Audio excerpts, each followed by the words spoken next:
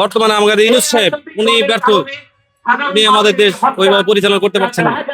মানে খারাপ, মানে একদম মানে খুন খারাপই চাঁদাবাজি চলছে।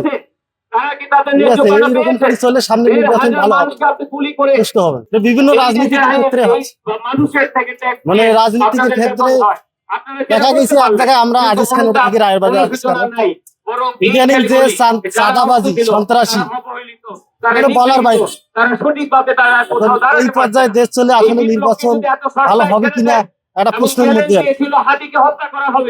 নির্বাচনে কি ভোট কেন্দ্রে গিয়ে ভোট দিতে চান? ইনশাআল্লাহ।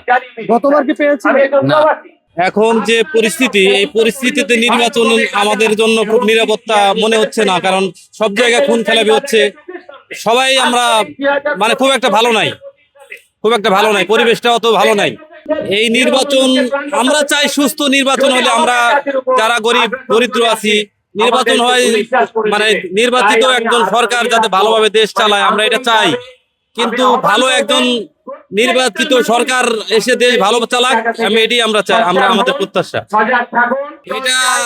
এটা আমাদের সরকারের ব্যর্থতা।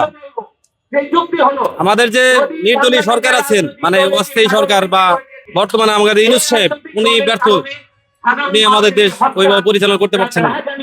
নিরাপত্তা নাই, হালকা ভাবে কোনো মতো আসি, মানে নির্বাচন না হবেন তো এটা নিস্তার হবে না। আর তাহলে কি নির্বাচন হলে এই যে খুন খারাপি এগুলো কমে যেতে পারে? মনে হয় একটু কমতে পারে মনে হয়। কেমন করবো, কমতেও পারো বাড়তেও পারে, এখন এটা কোনোই নাই। চাঁদাবাজি বা বাড়ছে কেমন, তারপরে খুন খারাপি হয়েছে, হয়তো এসে কমতেও পারে বাড়তেও পারে, কমবেই, বেশিরভাগ কমে যাবে। নির্বাচন হলে কমে যাবে। আমরা নিরাপদ না, এটা তো ধরলেন যে সরকার আছে সেই সরকার টাইটেল দিবে কিংবা করবে, সেটা সরকারের ব্যক্তিগত ব্যাপার। আমরা সাধারণ মানুষ যতটুকু চেষ্টা করব নির্বাচন সুষ্ঠু হোক, নির্বাচন ভালো হোক, আমরা যেন সুষ্ঠুভাবে ভোট দিতে পারি, ভালোভাবে ভোট দিতে পারি, এটাই আমাদের প্রত্যাশা। আমরা কি দেশের জন্য কি ভালো চাই না? আমরা সবসময় ভালো চাই।